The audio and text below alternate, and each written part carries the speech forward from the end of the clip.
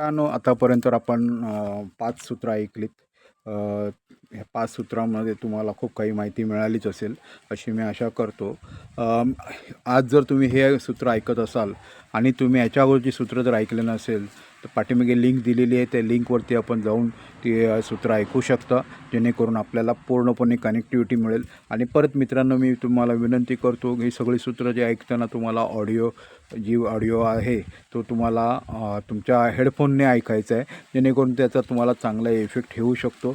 आज मी तुमच्यासाठी अजून एक 6वं सूत्र घेऊन आलेलो आहे, जे ऑगमेंडिन यांच्या पुस्तकातून मी आज सांगतो आहे. त्यांच्या पुस्तकाचं नाव आहे the greatest salesman in the world, आणि हे सांगताना मला खूप आनंद होतो आहे. जे सूत्र आहे त्याचं नाव आहे, आज मी माझ्या भावनांना नियंत्रित करेन. भरती येते आणि पाठोपाठ ओहोटी येते.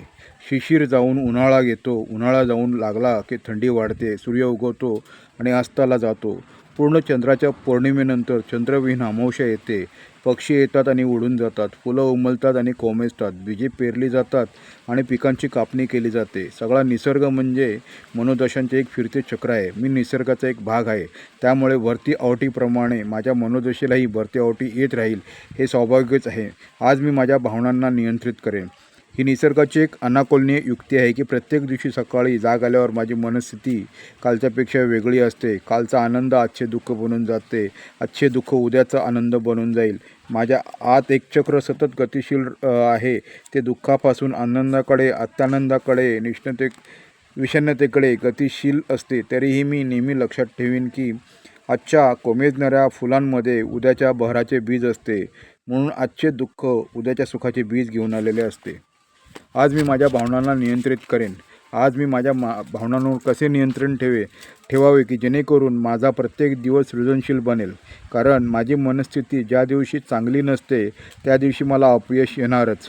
झाडे झुडपे त्यांच्या वाढीसाठी, बहरण्यासाठी हवामानावर अवलंबून असतात, पण माझे हवामान मी खुद्द बनवीन. होय, मी त्याला माझ्यासोबतच वाहून नेईन.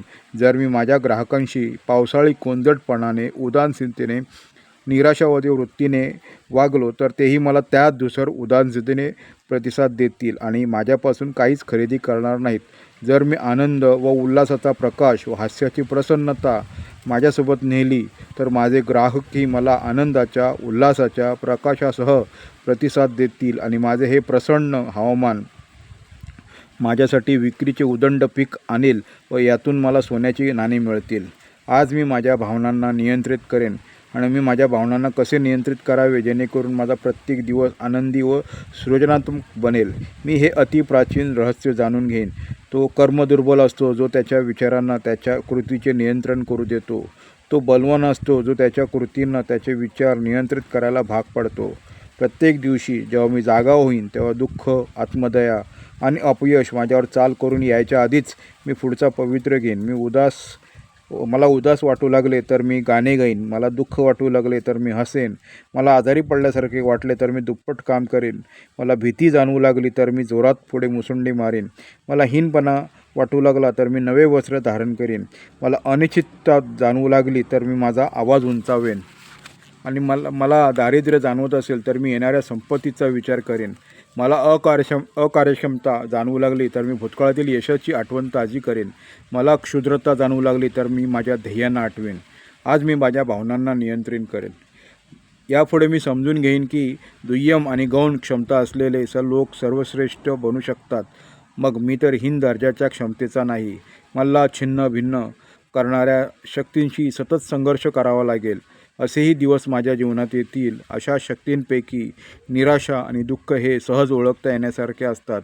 पण इतरही काही शक्ती आहेत ज्या स्मित हास्य करीत, मैत्रीचा हात माझ्या दिशेने लांबवीत, माझ्याजवळ येऊन माझा सर्वनाश करू शकतात. अशांचा विरोध करतानाही मी माझ्यावर ताबा ढसळू देणार नाही. जर मी फाजील आत्मविश्वास बाळगला तर मी माझ्या अपयशाची आठवण काढीन. जर मी स्वैरपणे उपभोग घेऊ लागलो तर मी माझ्या भूतकाळातील भुकेला आठवीन. जर मी आत्मसंतुष्टी वाटी लागलो तर मी माझ्या पुढची स्पर्धेची आठवण करेन. जर मी महानतेचा क्षणाचा आनंद लुटत असेन तर मी लज्जेचे क्षण आठवीन. जर मी स्वतःला सर्व शक्तिमान समजू लागलो तर मी वाऱ्याला थांबविण्याचा प्रयत्न करेन. जर मला अमाप धनसंपत्ती मिळाली तर मी एखाद्या उपाशी तोंडाची आठवण करीन. जर मी खूप अभिमानी बनलो तर मी दुर्बलतेचा क्षण आठवेन. जर मला असे वाटू लागले की माझे कौशल्य अद्वितीय आहे तर मी आकाशातील ताऱ्यांना न्याहाळेन. आज मी माझ्या भावनांना नियंत्रित करेन आणि या नवीन ज्ञानप्राप्तीमुळे मी माझ्या ग्राहकांची मनस्थिती देखील समजून घेऊ शकेन, जाणून घेऊ शकेन. आज मी त्याच्या रागाची, चिडचिडीची गय करीन, कारण त्याला त्याच्यावर नियंत्रण ठेवण्याचे रहस्य ठाऊक नाही.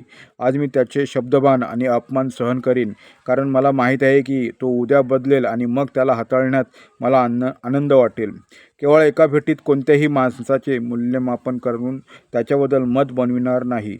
आज ज्याने माझा तिरस्कार केला आहे त्यालाही उद्या भेटायला जायला कचरणार नाही. आज जरी तो सोन्याच्या रथाच्या मोबदल्यात एक पैसाही द्यायला तयार नाही, तरी उद्या तो एका झाडाच्या मोबदल्यात त्याचे घरी देऊ शकतो. या ज्ञानाचे रहस्य हीच माझ्या प्रचंड संपत्तीची गुरुकिल्ली असेल. आज मी माझ्या भावनांना नियंत्रित करेन. यापुढे मी सगळ्या मानवजातीतील आणि माझ्या बदलत्या मनस्थितीचे गूढ जाणून घेऊन ते नीट समजावून घेऊन आजपासून माझ्या प्रत्येक दिवशी जे व्यक्तिमत्व जागे होईल त्याला नियंत्रित करायला मी सज्ज असेन. मी सकारात्मक कृतीद्वारे माझ्या मनस्थितीचे नियंत्रण करीन आणि जेव्हा मी माझ्या मनस्थितीचा नियंत्रक बनतो तेव्हा मी माझ्या नियतीला ताब्यात ठेवू शकतो. आज मी माझ्या नियतीचा ताबा मिळवित आहे आणि माझी नियती मी या जगातील सर्वात महान सेल्समन बनेन. मी माझा स्वतःचा मालक बनेन. मी महान बनेन. धन्यवाद.